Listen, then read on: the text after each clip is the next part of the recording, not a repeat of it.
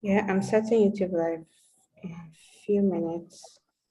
All right, we're there. Great, great, great. Live. Hi, good morning. Good morning, everyone.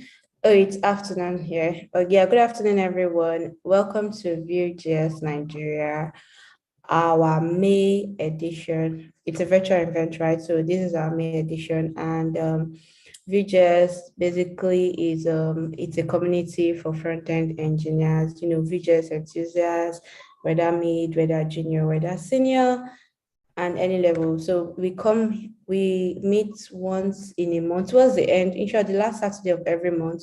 We bring in a speaker, someone who is passionate about Vue.js, someone who is knowledgeable about the ecosystem to come, teach us, share their knowledge with us. And so today we have Tusho Ajibade here who will be taking us through composition API. So welcome to VJS edition of the show. And yeah, I'll be making you the host now and you can actually start so we don't waste so much time. Yeah, thank you. Give me a second. All right. Yeah, so Tusho, you can actually share your screen now. Okay.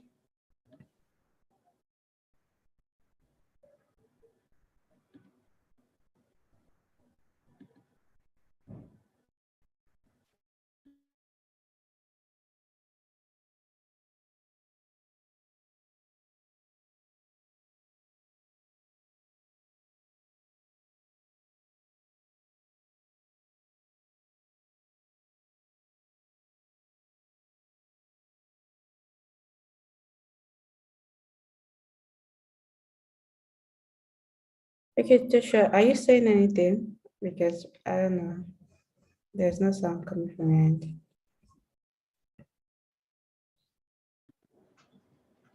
Hello, are you seeing me? Hello, can you hear me? We can see your screen now, but we Okay. can't. Yeah, we can hear you clearly now. Okay, nice. Good afternoon, everyone. My name is Tosha Ajibade. I am a co-founder of Stabilo, and then I also work with Barbara in Amsterdam. I am really passionate about VJS. I remember when I was starting to learn how to code. Yeah, I first dabbled into React. React was like the popular thing. So I first tried React, then I tried VJS, and I was like, oh, this VJS seems so much simpler, and I was able to like achieve whatever I wanted faster. So yeah, then I focused majorly on VJS. So even till now, like I'm mainly VJS. Like my React knowledge is very limited, but I've always been working with VJS. So yeah, the topic I'll be talking about is composition API. I know V3 has been, yeah, we've all heard about V3. And the composition API is one of the most exciting parts about V3. So which is why I'll be focusing my demo this afternoon on it. And this is just like an introduction to just kind of whet your appetite about V3, about the composition API and the capabilities and how it compares to the normal option API that we've always been used to with Vue 2. So yeah, please, if you have any question, you can just note it down. Then once I'm done, I will make sure to answer all questions. So yeah, diving right into it. So according to VGS.org, composition API is a set of APIs that allows developers to auto-view components using imported functions instead of declaring options. So what does this mean? Normally, like with Vue 2, when it comes to interacting, when it comes to like interacting with lifecycle hooks or interacting with the DOM, we've always gone through like, oh yeah, we are declaring, we have methods, then we have computer property, then we have all the lifecycle hooks like that are like options on the, as like they are like JavaScript option on the exposed VJS object. So composition API is now trying to like change. Composition API changes this from using that option methodology to declaring them as just plain functions. So they might be, so we can kind of restructure our code better, especially in very large code base. And I will explain to you how composition API leads to better abstraction, especially for larger code bases as I move forward. So when we talk of composition API, we talk of setup. We talk of setup, which is both using the setup tag in our scripts and the setup hook if we are using the options API. So, and this is one thing which I really love about the Vue.js ecosystem. Yeah, composition API is the new kid with Vue and everything, but then there's always this backward compatibility. Like, yeah, if you already have a code base that's using the option API, you should still be able to like enjoy the benefit that composition API is bringing on board. So, which is why we have the setup hook, which I'll also be talking about. So, apart from that, we have the reactivity hook talking about the we have the activity hook talking about the reactive, the computed, the watch effect, and others.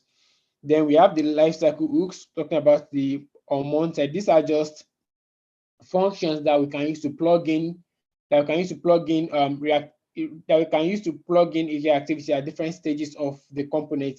Because like when the component is the first time, we have the for composition API, we don't have the created lifecycle, we don't have the before create because everything is done within the setup function. But then we still have the mounted, we still have with the unmounted, on updated and on unmounted and on. So we just have all this, that some of them are kind of different to the number one we are used to with the option API of Vue 2, and I will be discussing further on this as I proceed. Then we have the dependency injection, which is basically provide and inject. I think this is like, this is like the most similar to Vue 2. It's just, it works the same as it does in Vue 2. You provide a key from a parent component, then you can inject that key in a child component, even if they are not direct ancestor. You can always just, so far the parent is an ancestor of a child component, you can just inject a key or a function that's provided from the parent to the child. So yeah, why use composition API? Yeah, I think this is the very first question like most developers we ask themselves, like, why do I have to use composition API? I have using options API. I understand this very, very well, and it's kind of, it serves my purpose. So why do I have to bother myself using composition API? Which is a very good question, because yeah, having to like switch from options to composition API is like tons of refactoring. So then we also need to ask this question, like, do we actually need to use composition API?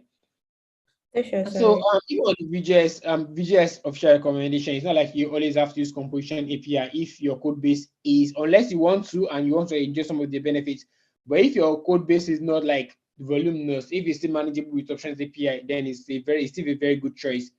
But if you want to like Sorry to enjoy some, cut you short. Your, hello, your slide is not moving. my slide is not moving.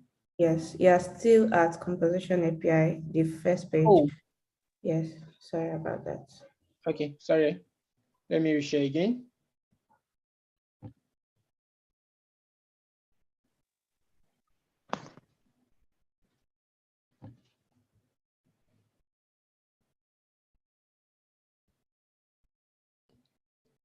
Yeah, why is composition API? Am I on the third slide now? Can you see the third slide?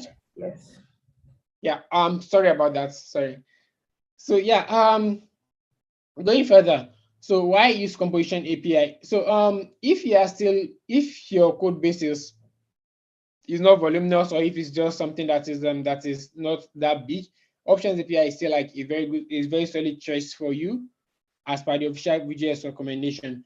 But why should you use composition API?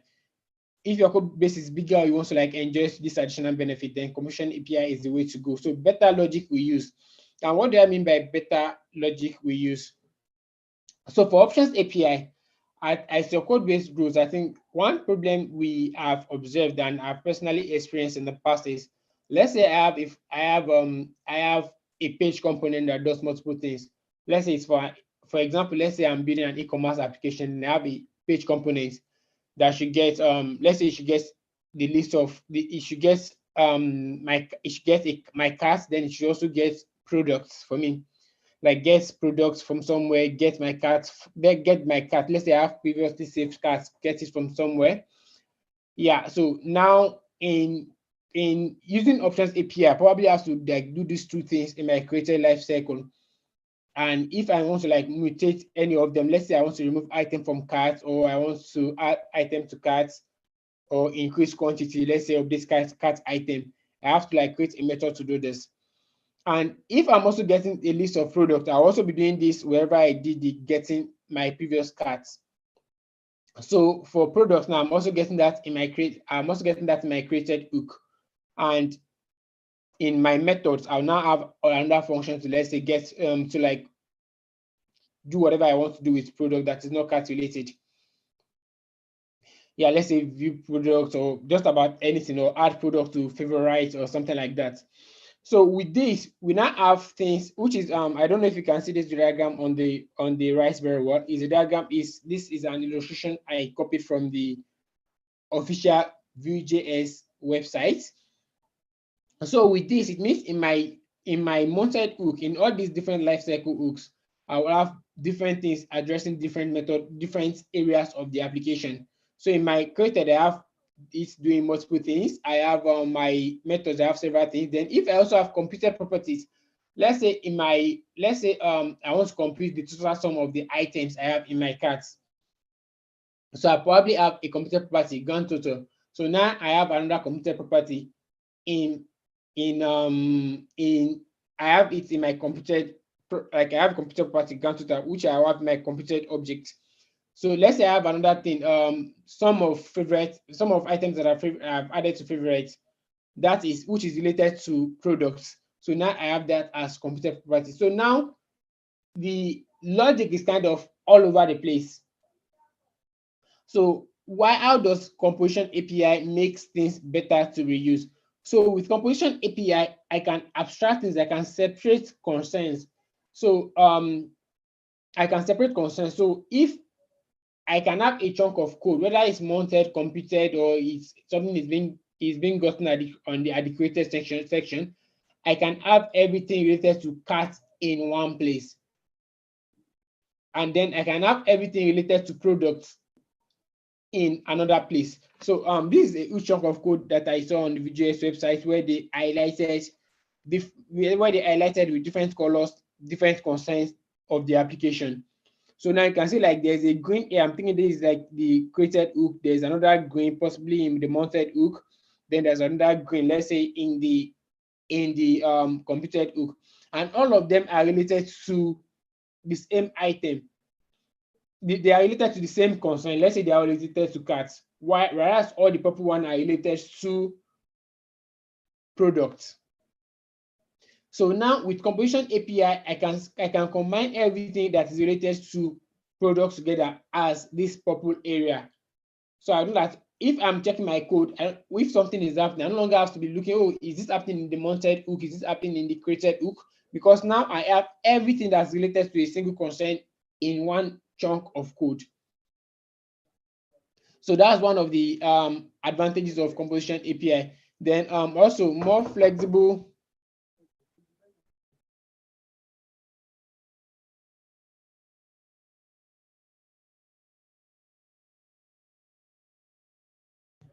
Sorry.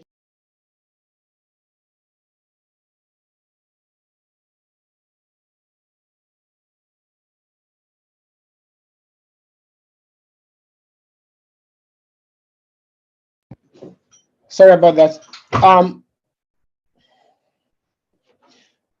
So more flexible code organization, which is also related to what I have discussed earlier. So then better type inference. So one of the challenges with options API is because like especially because of the way Vue computed this property on some, and then some internal Vue.js heuristics, like it's not always type safe. It's not always easy to in fact type get like the type definition.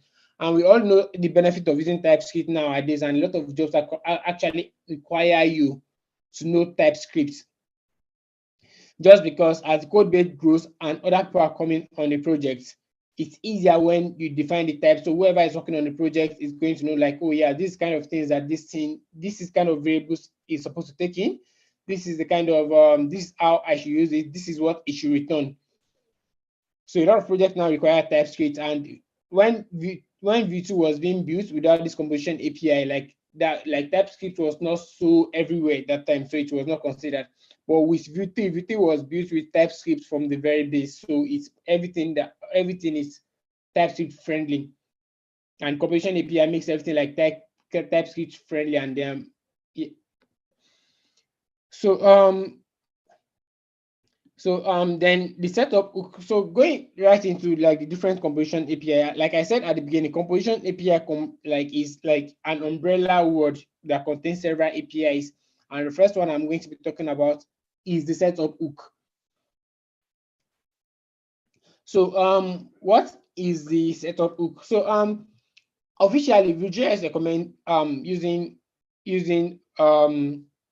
the setup tag instead of the hook. But I'll talk about the setup tag in the next slide.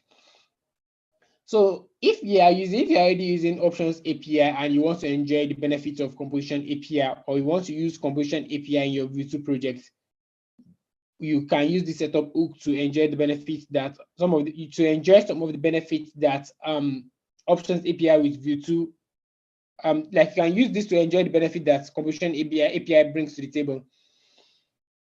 So now you can see like this is a normal Option API object, like export default. You can see like you have your mounted and any other lifecycle hook you might have in this component.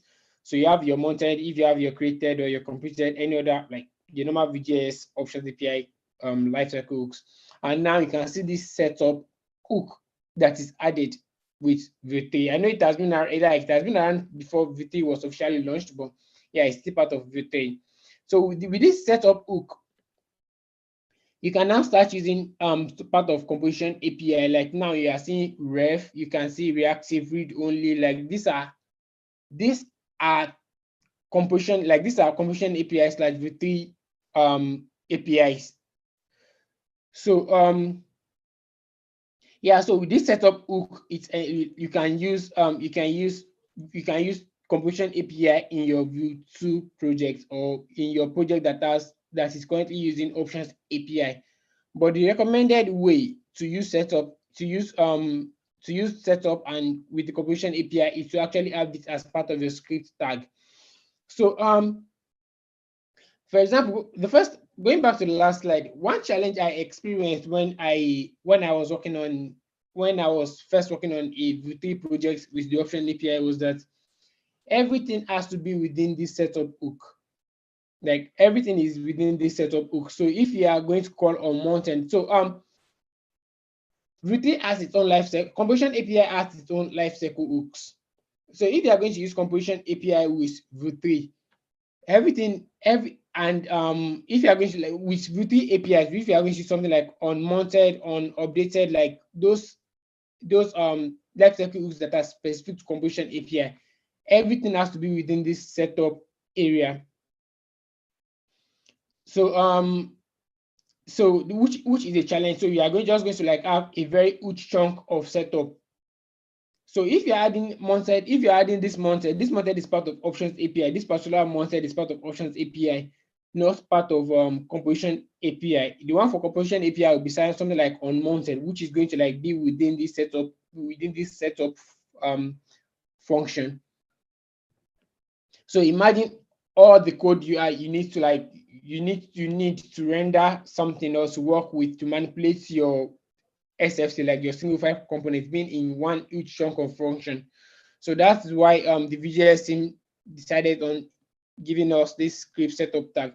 So with this, you no longer have to like add everything inside. No longer have to like put everything in the setup function, because now since you're adding the setup tag, you can just use normal JavaScript functions, and every top level variable will be automatically available in your template. So like this, you can see like this is like const message equals to hello.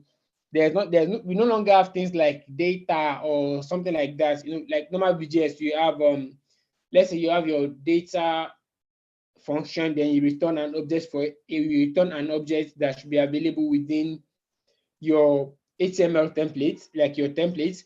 Then possibly you also have some in your computer properties.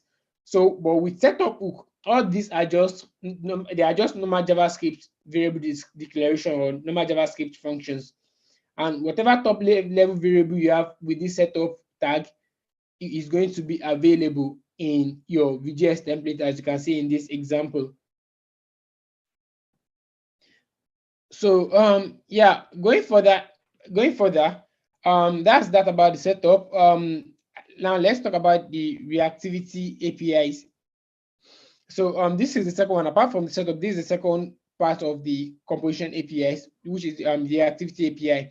So we have reactive, there are some other ones that I'm not mentioning in this list, but these are the most common ones. So you have the reactivity, the ref, the watch, the computed, and the read only. Sorry, the reactive. So for the reactive, okay, the reactive takes an object and returns a reactive proxy of the object. So the way composition API works is it's not recommended to directly mutate an object, like to work with the object itself. So VJS always recommend changing whatever object you want to work with, like getting a proxy of it and manipulating that proxy. So this reactive is what you use to achieve that. So to change an object, let's say there's an object person, the object person has a property, first name, another property, last name. To make them reactive, you pass that object into the reactive option in composition API. I can just do import reactive from view, then you pass that person object to this reactive function, and automatically VJS is going to like track whatever changes happens within the object. So let's say you are using that person object in your template or anywhere, VJS is going to like react to changes. Let's say you change let's say you want to change my name now, you change from Tosho to Tibija or something. Yeah, reactive is going to like make it reactive, like return a proxy of it and make it reactive. So then we have the ref. So ideally, reactive works with objects and ref works with primitive values. But then you can also pass objects to ref. But if you are passing objects to ref internally, VJS is still going to convert it to reactive. So as a personal rule of thumb for me, I use reactive for objects, then I use ref for primitive values. And what do I mean by primitive values? I mean numbers, strings, number strings, stuff like that. So ref will take a primitive value from you and convert it into a reactive, into a mutable object. So let's say I'm specifying a ref. Let's say I'm specifying property of a ball. Let's say color black, material. Let's say ball. Okay, let's say name, just to make it a ref, that's just a string. Name Tosho Ajibade, that's just a string. Const name equals Tosho Ajibade. So now to make it reactive, I can just say const name equals ref Tosho Ajibade. So automatically that name is now reactive, like const name equals ref, then you add your bracket Tosho Ajibade. So that name is now reactive. So if I should change that name to anything, it's going to be updated wherever that variable is being used. So let's say I change that name from Tosho Ajibade to Tokpe Fashola or something. This ref is going to like make it reactive. I don't know what the motive behind this, but there are sometimes that I feel like it's like the ref is just a short form of reference to a variable name. So, but one caveat that I need to add is before, when you are changing this ref within your, when you're changing this ref in your setup function, you have to use dot value. You have to use that. If you like, for example, if you want to like change Tosho Ajibade to Tokpe Fashola, you have to use name dot value equals Tokpe Fashola. You can't just normally with normal options API, you are going to use name. You can just change name to like name equals Tokpe Fashola. But in the terms of composition API with the setup function, with setup, you have to use name dot value. You always have to like refer to the value prop before you can change it. And then like yeah, I kind of feel it's one of the drawbacks of this, but I know the VGS team are currently working on it with the active transform and stuff like that, but that's still in the works. It's not yet released. Then the watch this will be watch effect. So the watch effect invokes a function whenever a data source that is being watched changes. So let's say okay, I'm going to use the example of I'm going to use the e-commerce example I made when I was starting this. So let's say ideally for most e-commerce platforms, when you add item to cart, they don't just save it in your rest or on the front end.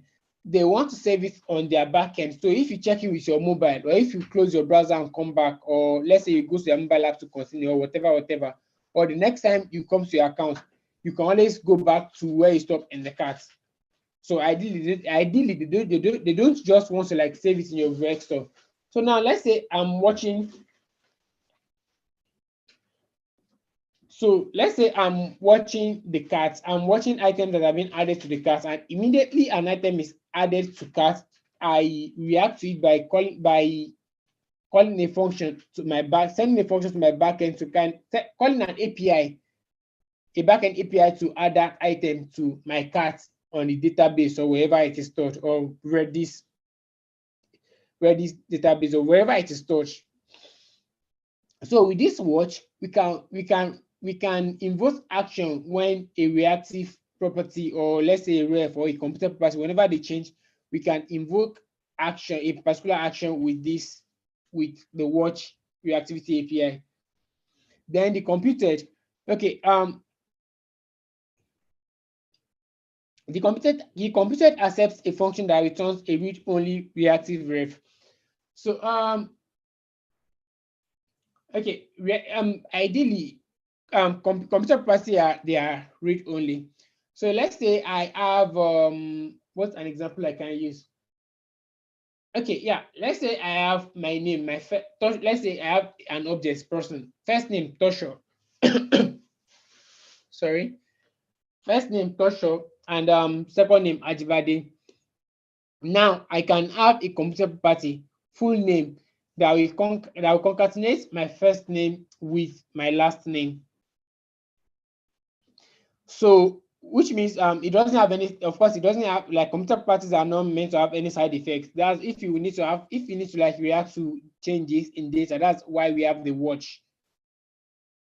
So I can now say const full name equals computed, then I'll pass the function to concatenate my first name to my last name. So now I have a computer property that's full name. So whenever my first name or my last name, any of the variables inside that function, whenever they change, the full name is automatically recomputed. I don't know if I can use that word again. Like it's updated.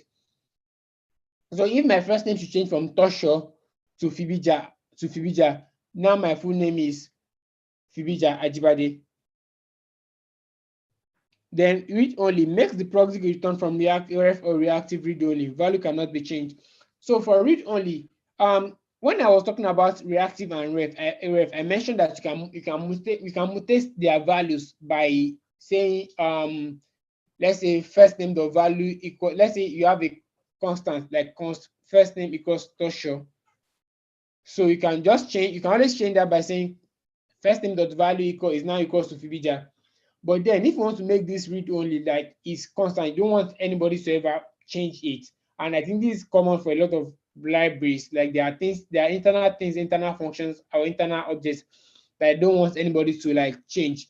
They don't want them to like assign other values to it. So for this, you can use this read only reactivity API to make a reactive or a ref read only, which means no one can change it. If someone tries to change it by saying the read only value, the read only like let's say the first name dot value, by changing the value of it to change it, like it's going to return an error. Yeah, so the next thing I'll be talking about is the dependency injection. So dependency injection, I think this did not really change much. It's just provide and inject. And I've actually not in user land, I've not seen a lot of people using this in their code base. Yeah, that sometimes when it comes to handy, but personally for me, when it, yeah, before I can go for provide and inject, I most likely think of, yeah, what if I just use React store for this, or use Spin or any of, yeah, just use the store for this instead of having provide and inject, just to make things more modular and easy to update. Because ideally one of the drawback of using provide and inject is if you are injecting a value in a child component, you don't necessarily know from which parent that value is being provided. You don't necessarily know from because a child, okay, let's say we have, still going back to my e-commerce, let's say you have a cat item which has a cat parent which has like another page component somewhere. So you don't know and then there's this still, like let's say you also have like a layout component like at the top just to determine the layout of the user accessible area, like the log the user area. Then let's say you still have like the global app component, like the root vjs app component that you mounted. So now you have like 5 parents. So if you are providing a value to a child component, you might not know like this is the exact parent that is provided. If you are injecting the value, you may not know which parent is actually providing this value, which makes things brittle. Like it's not the best when you are trying to like make things modular and easy to change.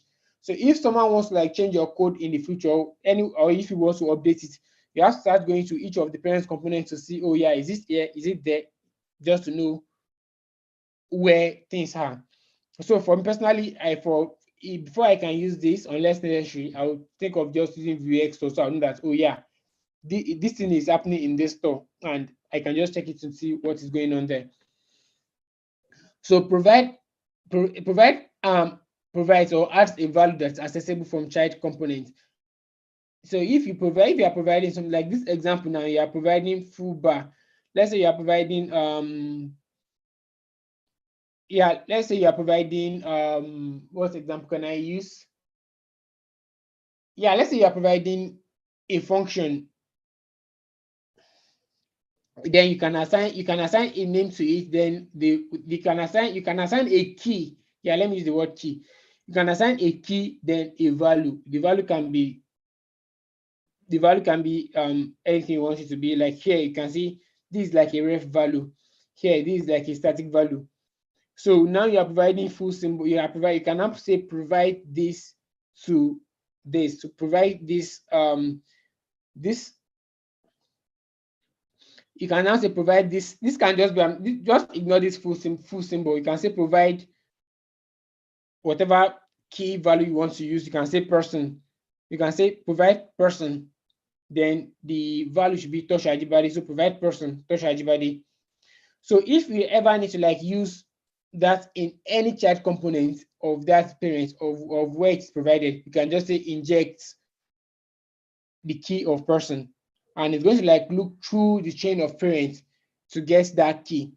So now you can now use once you provide it, then you can use it in that child component template or in that child component SFC.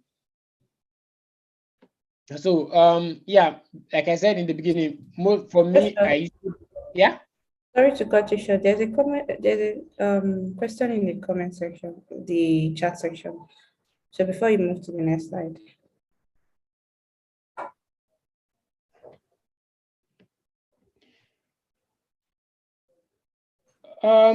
Yeah, I would like to address the questions when I'm done, if that's okay. I'll Okay. just address them together. Is that fine? Yeah, it is. Yeah, thank you. Okay. Then yeah, coming to the last slide, the life cycle hooks, which is the last part of the the composition API that I've not talked about. Because yeah, in VGS definitely you want to have life cycle hooks like as you have in the options API to react to changes within your component at different phases. So you have the unmounted, which is when the component is first mounted to the DOM. You have the unupdated, when the component is updated, and on unmounted. Like these are very similar to these lifecycle hooks are very similar to they are very similar to the ones in options API. It's just that some of them have been renamed. Like the unmounted is the same as mounted hook in options API, but like since composition API is trying to like make this all these thing functions, so you can just use them even outside your SFC. You can just use them and react, and they work the same way as if you are using them in a Vue SFC. Now you can just import them into like a JavaScript file, a TypeScript file, and just use them as functions. So they have all these lifecycles, like they have corresponding options API lifecycle hooks. So we have the unmounted, we have the unupdated, we have the unmounted, we have on before mount, which is before the component is mounted. We have the on before update, on before unmount. So which one I would like to like highlight is on before unmount and on before month and on before unmount.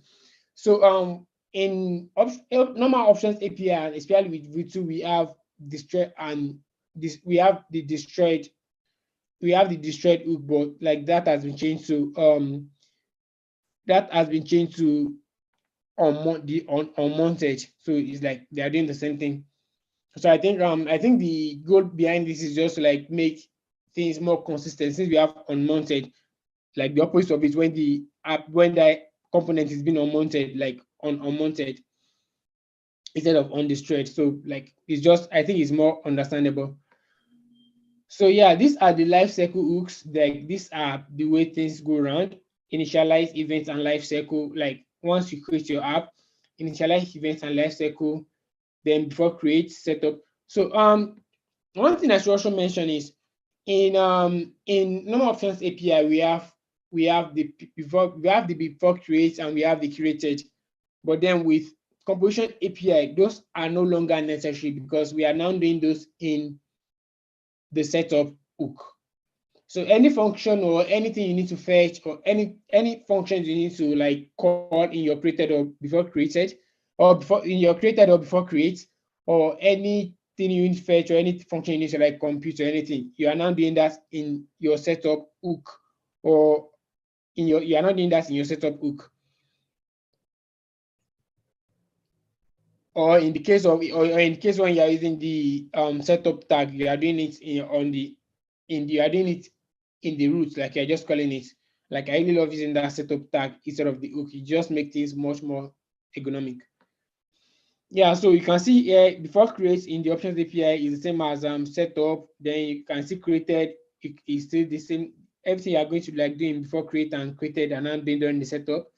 Then you have before month, which is the equivalent of this before month in composition API. The before month is for the options API. Then on before month is the equivalent of it in the composition API. So whereas if on composition in options API, this before month will be, you have to like use it in your SFC, like single file component. You have to use this before month as an options to react to changes. But with this with on before month, now you can use this in composition API. Then you can, it does not even have to be in your SFC. It doesn't have to be in your mixins. It can just be in normal JavaScript function. You can just import on before months from VJS.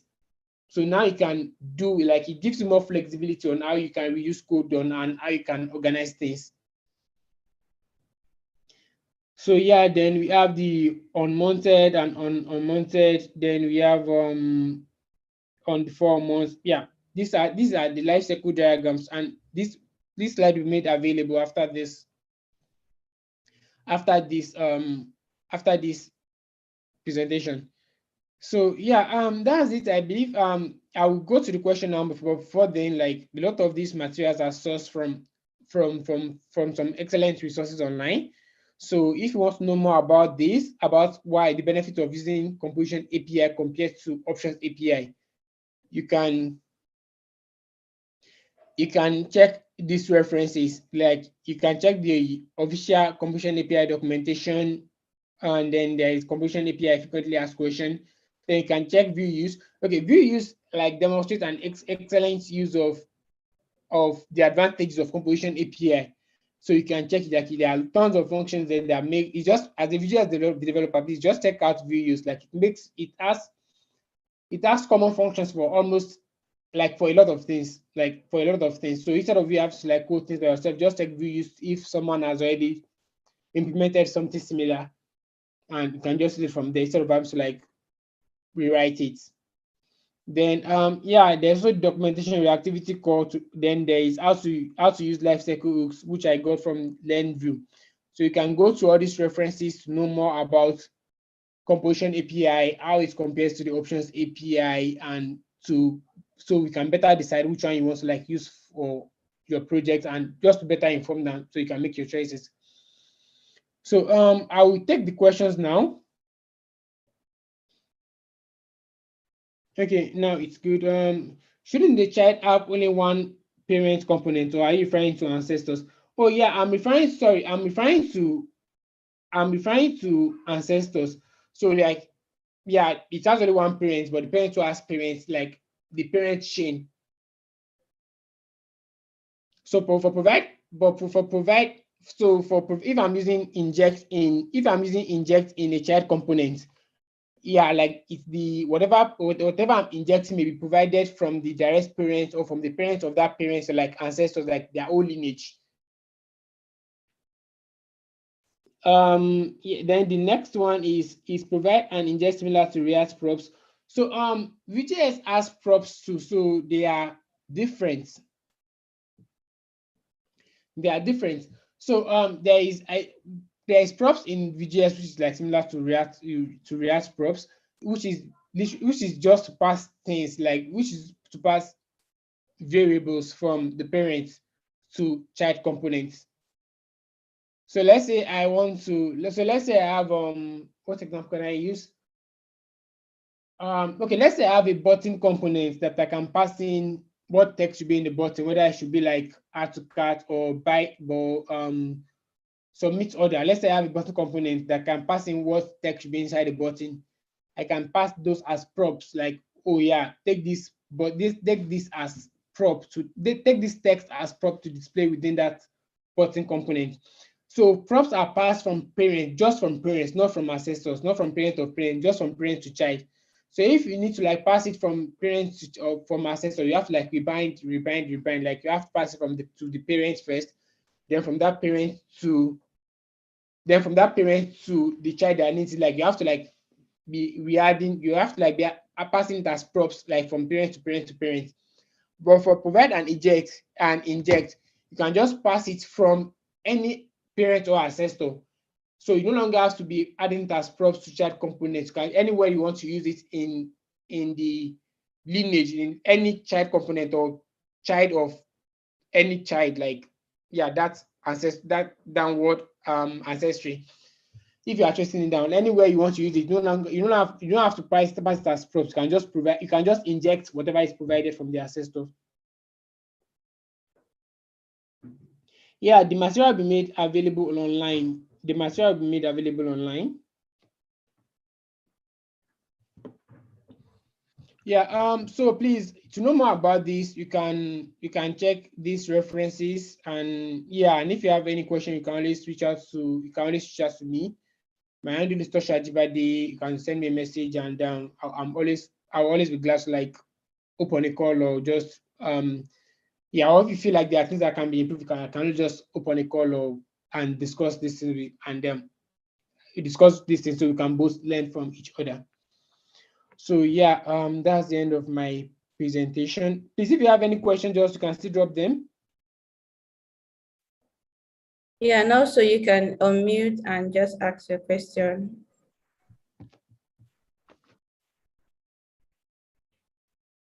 Yeah, so it's question time.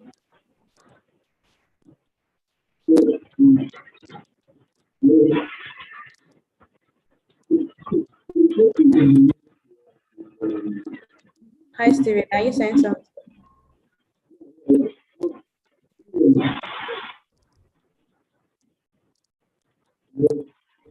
Hello?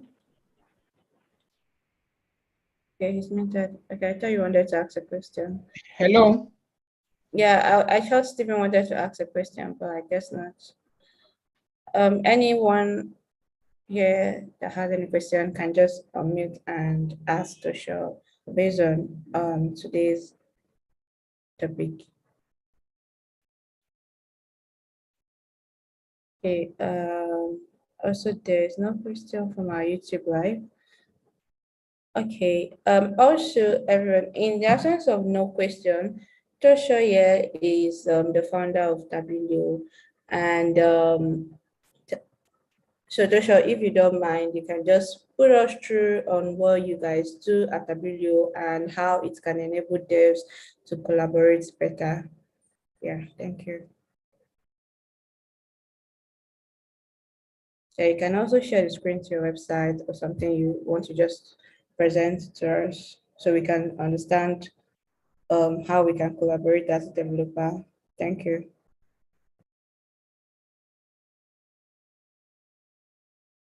Yeah, Joshua, you're muted in case you're saying something. Okay, I'm sharing my screen again.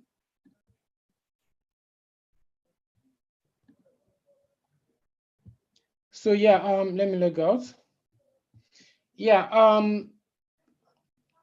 W is a social networking, like W is a social networking platform for digital creatives, and yeah, it's actually built with the front end is built with VJS, like the entire front end is built with VJS. So I would love if you can go through the application to see if there is if you have any question on how a particular aspect of it is implemented, or just to like discuss things on how things are structured. Yeah, I'll be more than happy to discuss it. So with me on this call we have Chris, who is the co-founder at W. Chris, please you can drop the link to the website on the call. So yeah, W is a social networking platform for creatives. One challenge and for global talents, developers, designers, animators, illustrators, just about any form of digital creative or global or talents.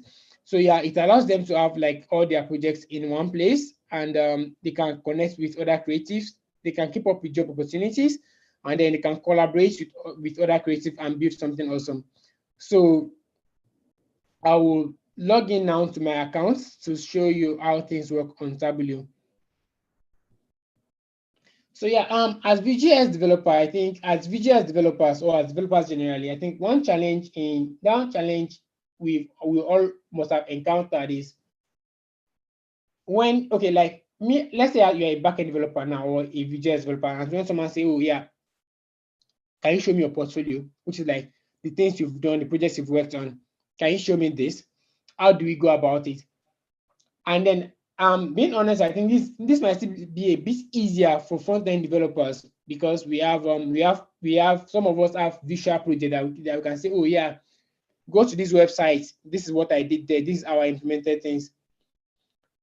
But if it comes to like code, or if the thing is not like published on a website, or if it's just a repository we have on GitHub, there is no way we can showcase these things in our portfolio. There's no way an employer will be looking for us and they will go to GitHub. There's no way we can say, oh yeah, these are things I've worked on. If an employer wants to find me, they can just search for this thing and they will see this project that I've worked on GitHub. No employer will go to GitHub to hire someone unless you send them your link directly, which means you must have been connected to them. So how do we solve this problem in Tableau? What are the things we are doing to solve these problems for VGS developers? So now let's say I will open my GitHub.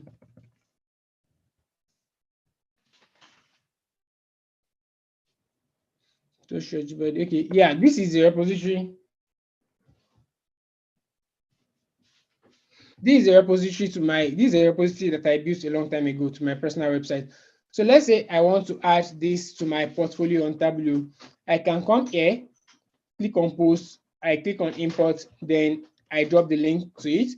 So once I drop the link to this on Tableau and I click fetch, Tableau is going to like fetch that project from GitHub and add it to my portfolio automatically. That means having to like do any other thing.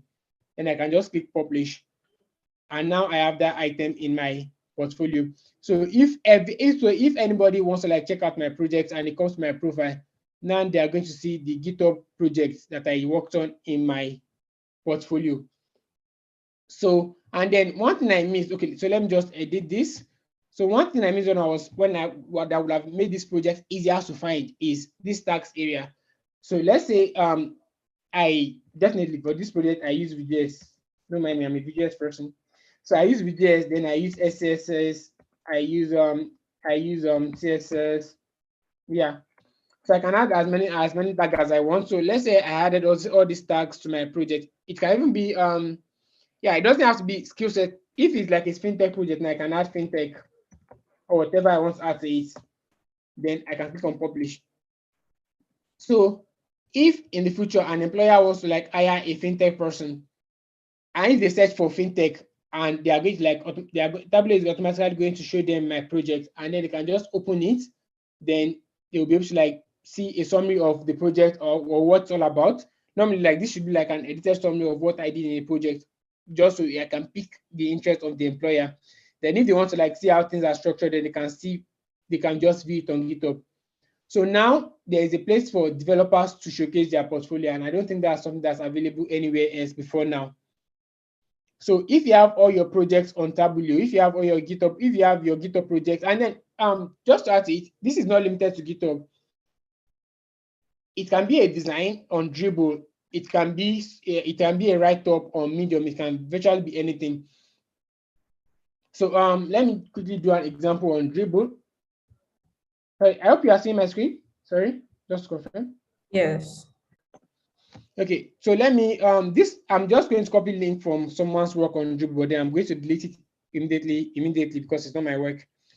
So I'm copying this link from Dribble. I come to Tableau, I click on post, I click on import, then I drop this link there, then I fetch. So Tableau is going to like import this project from wherever it is, be it Dribble, be it GitHub, be it Behance, be it a website that I've built. Tableau is going to import this. Then once I click, and then I can add tags to it. Let's say this is yeah, I'll just add e-commerce to this. Okay, so I can just add as many tags as I want to it, then click on publish. So Tableau is automatically going to import this project from wherever it is, and once I click on publish, it is going to be added to my portfolio. So now I have a design I have on Dribble in my portfolio. I have a GitHub project in my portfolio. Taking this further, I'll open this website I built some time ago. So, and I know like this VJS community, so I know a lot of us are like front-end developer. So let's say this is a website I worked on long ago. Yeah, so let's say if I copy the link to if I copy the link to this website, if I copy the link here, I come on Tableau, I click on posts, then I click on import, then I drop the link to the website, then I click on fetch.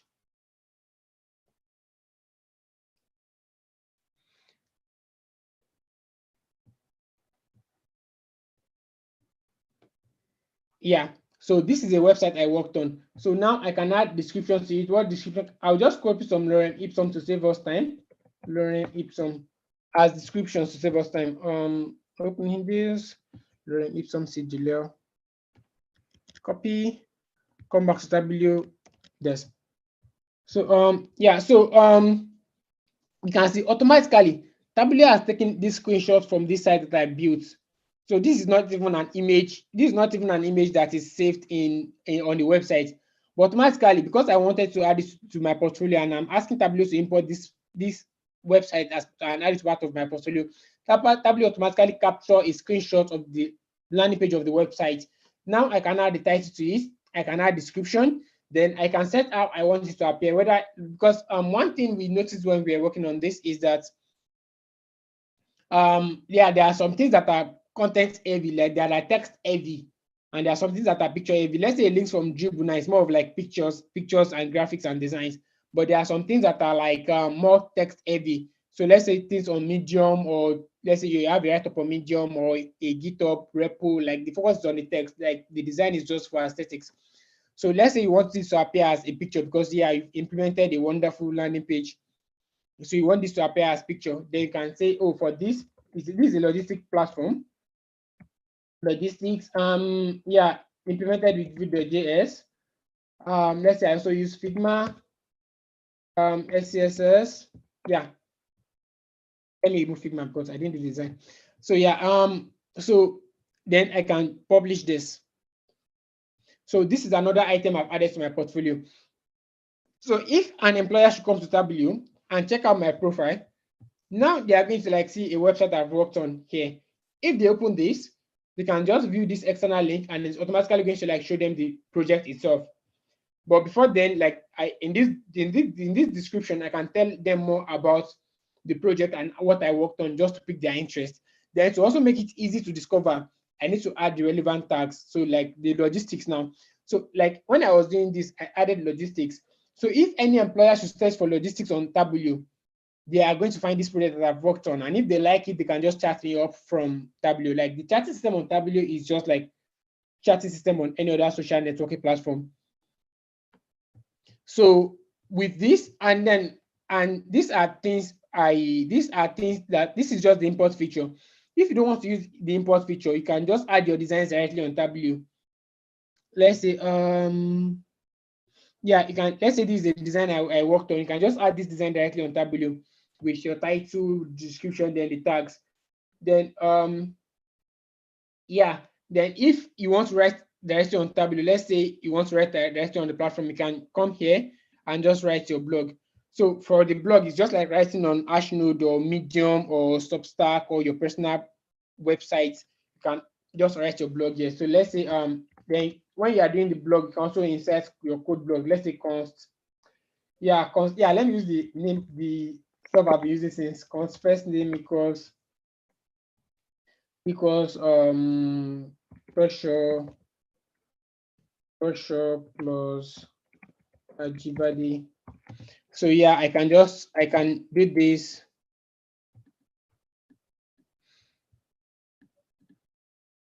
I can do this and just format it as a code block. So this is just like writing blog any other in any other platform. So with Tableau, you can have graphics like pictures of the things you have done. You can write about them. You can import short videos of them, and you can also import from any other website or platform that you already have your things. Be it GitHub, be it Dribble, be it a website that you've built. Now you have a central platform where you can have all your works together. So we developers now have a place where you can showcase our portfolio. So when next you need to apply for a job and you're trying to like show them the amazing code we've worked on, the open source project you have, now you have a place where you can add these items as your portfolio. Then you can just send them your Tableau link and they're going to see everything you have worked on. So that is how posting works. That's the different kind of content. Those are different type of content you can post on Tableau. So the next thing I want to talk about is jobs.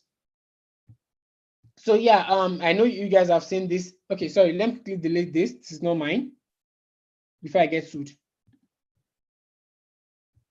Yeah, I can still leave this for the meantime. These are still mine. So so another amazing thing here is the job, this jobs area. So I know a lot of devs, like a lot of Nigerian creatives, like a lot of developers, designers, all of us, a lot of people want to know jobs because so they can be earning plenty money in naira, in dollars, euros, or pounds or whatever, like hard currency, sha.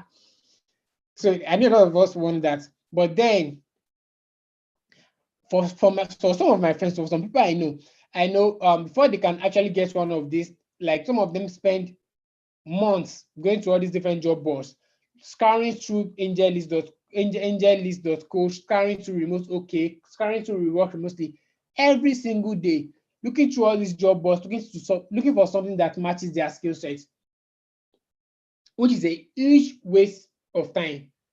Because you really have to like be scouring to like, oh yeah, does this match my skill set? Is this what I want? Like doing that every day. So we at Tableau are now saying you no longer have to do this because we are going to be bringing the jobs to you.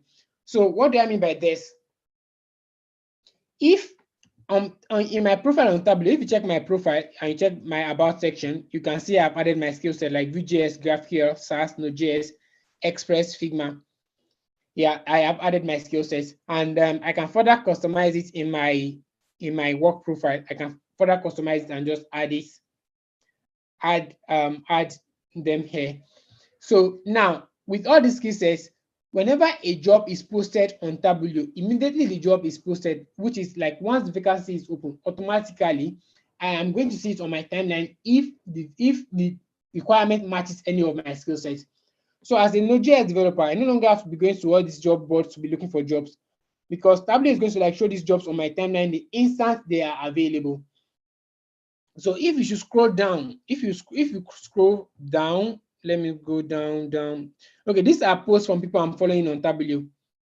Yeah, you are seeing this twice because, yeah, of course, it's a social networking platform, so you can reshare. So these are posts from people I'm following on Tableau. Yeah, you can see like this is a job on Tableau. You are seeing this job. I'm seeing this job on my timeline because, yeah, this Figma matches one of my skill sets. That's why I'm seeing this job on my timeline. So immediately any vacancy is open, now no one has to be scanning for jobs because Tableau is going to like deliver the job to you the instant the vacancy opens. So if I should open this job, I will see like the details about it, then I can click on apply to see how to apply for the job. So yeah, I'm closing this now. So one challenge we noticed when we were building this is you can see how far down I have to scroll before I can get to these jobs. And for some people, they just want to like come to the platform to get jobs.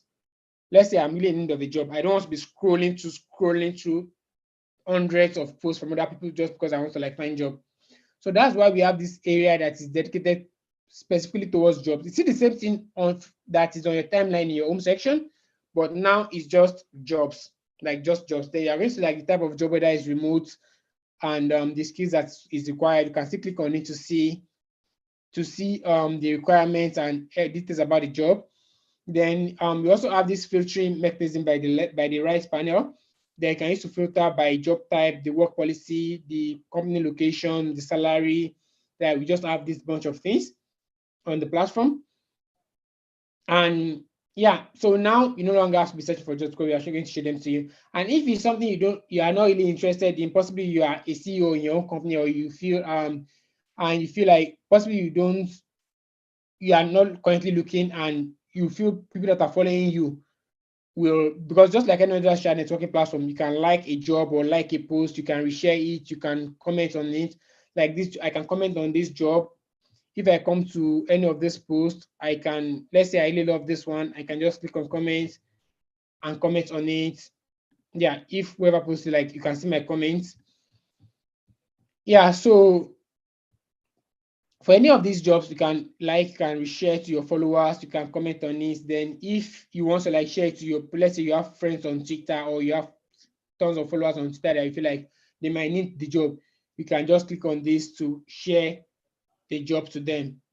Then for for designs to, let's say you've worked on an awesome project and you've posted it on Tableau and you also want to like share it to your Twitter followers, you can say, okay, let's say I love this Blossom or Airy design and I want to share it to my Twitter follower. I can click on this external share, then I can just click on Twitter, then it's going to like open a Twitter modal that I can use to like share to my Twitter follower. Yeah, you can see this is the post. This is the post on this is the post from Blossom. So I can just share this to my Twitter followers. So yeah, then I can copy the link or even share it to Facebook. So that's that about it. So yeah, then the other feature I will talk about is collabs. I know in this tech ecosystem, like tons and tons of people are coming in, and we are all seeking for ways to develop ourselves, to work with. Okay, like on this corner, I know we have developers, but I know like there are some of us that wants to like build our project. There are some of us that we want to learn how to work in a team. We have awesome ideas that we need these designers to collaborate with. We need content writer to collaborate with, because a single person cannot build a project. If you're a developer, you have to like, for you to like build a website or for you to like build a platform, you also need designers to work with.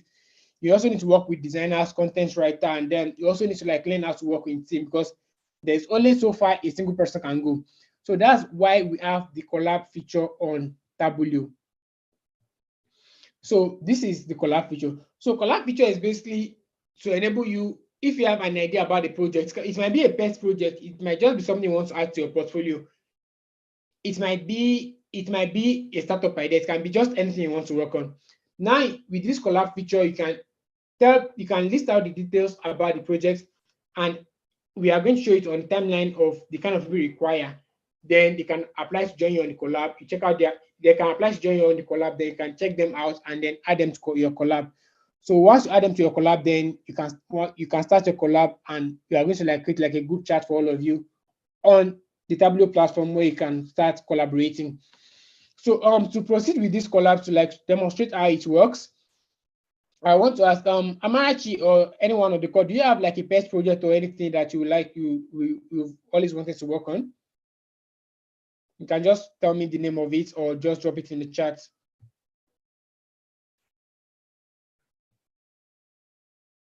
None from my end. Okay. Yeah. So I will say, okay, let's say I want to work on a logistic platform. Yeah, I'll just call it direct logistics. Let's say I'm calling it direct logistics. Like I did the other time, I will still copy some lorem ipsum to save time. I can close this, I can close this, I can close this.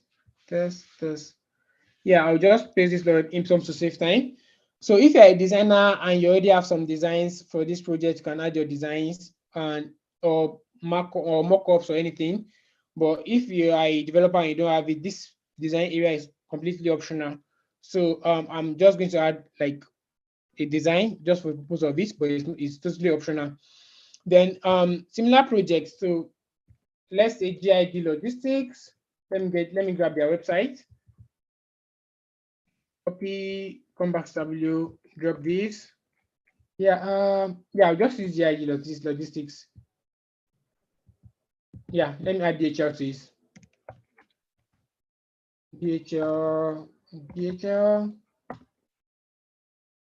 What's their website? Yeah, I'll just grab the link to their website. I'll come back to W, then drop the link to DHL website. Yeah, so since we on this call, we are developers, we are front-end developers, especially, or full stack, and some of us may have design experience. So I'll just assume that, well, I'll assume for the purpose of this call that we are front-end developers. So let's say for this GIG logistics, I'm looking for a back-end person to collaborate with me and a designer to collaborate with me. So I can remove this Tableau landing page and actually have can actually work on some amazing designs together. So I'll add the rules that I require for this collaboration. So let's say I need the backend guy, backend developer. Then the skills the person should have, let's say Node.js, then Express. Yeah, I'll just use those two. Let's say I need one person to collaborate with me on it. Yeah, then another one is I need if a UI UX designer, the skills they should have, let me say Figma. Another skill, let me say Adobe XD. Yeah, I'll just leave it like that. Then one, then I will save. So now I have this. I want to work on that. I want to be the dummy project or a startup. I have this idea and I want to work on it. And I have these rules. I need the backend developer and the UI UX designer to work with me on it. Then I will submit. So once I click on submit, this collab is now showing on my collabs. It's showing on my collabs timeline. If I go to my home, I'm still going to see it on my timeline. So the amazing thing once I post this collab is Tableau is going to like show this collab on the timeline of everybody that have this skill sets. So if there is a designer out there that's also curious about developing his or her portfolio, and they're also looking for dummy projects or something to work on, or they just also like practice working with teams. Now they are going to like if their skills matches this, they're going to see this on their timeline, and they can just click on it to know more about it. They can read the summary, see the designs if you have one, see similar projects, and if it's something they are interested in. I'm seeing this manage button because I created it, of course.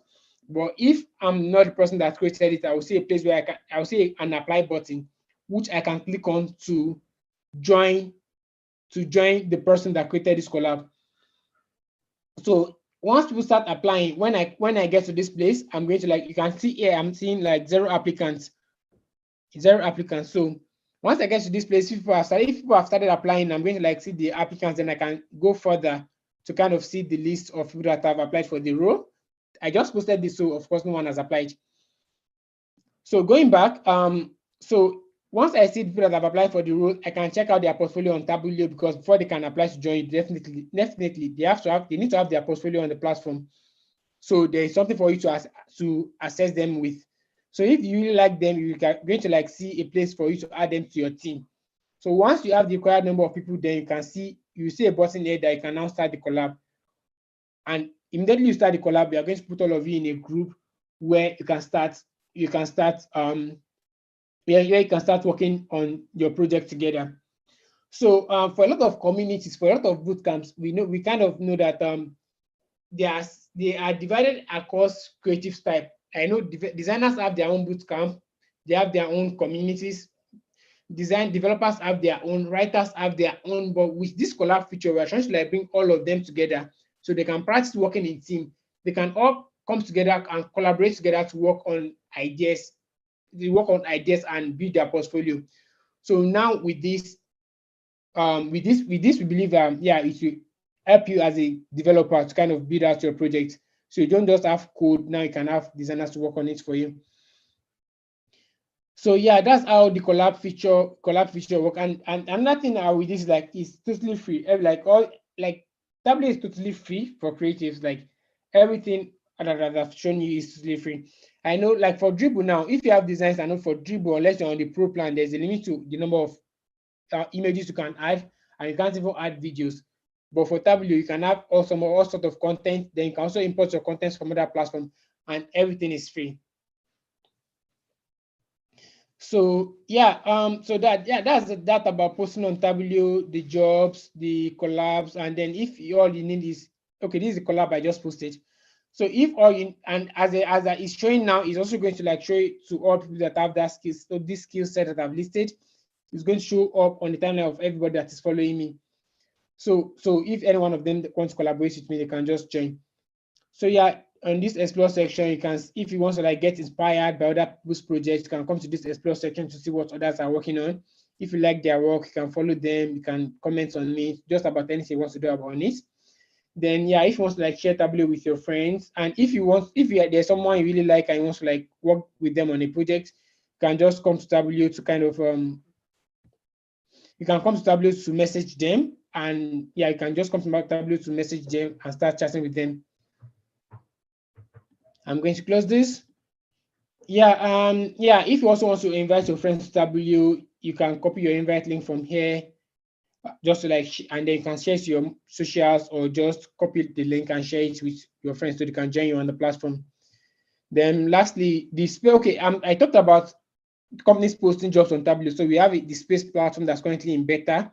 So if you also want to like recruit, not, it's different from collab. If you actually want to like hire people on Tableau, and not, yeah, like the space platform is tailored towards companies, so you can request access to, you can give you access to the beta, so for you to be able to like hire from the talents you have on Tableau.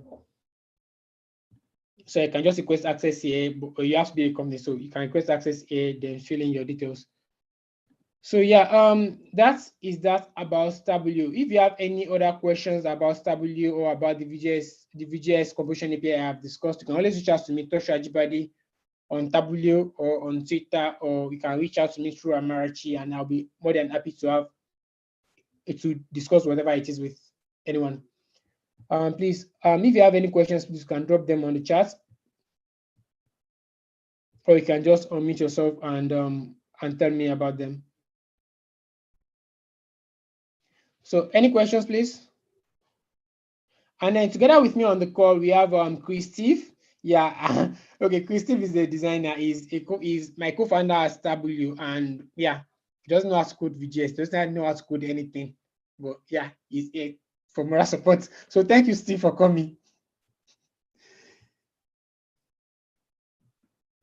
Yeah, so the opening again, the website is tableau.com.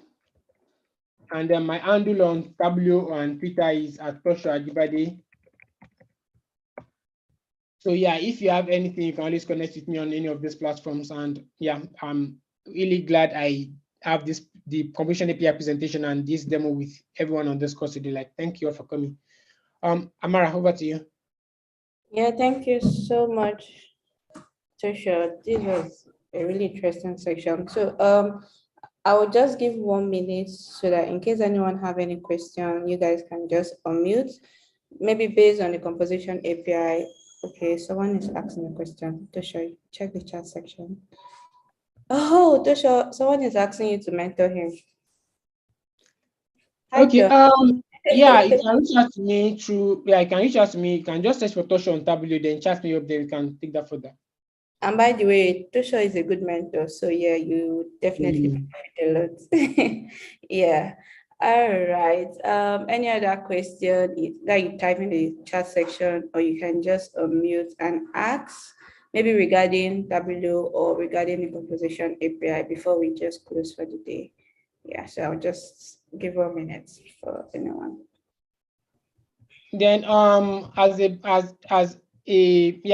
bonus, like I'm going to drop on the chat now. Like this is a role for a company in Europe. So if you're interested, if you're a VJS person and you are really good with it, I'm dropping a link on this chat that you can use to like apply to the company. So yeah, the job is still very much open, like they are applying also. Yeah, I'll just drop it on the chat so you can apply through the link.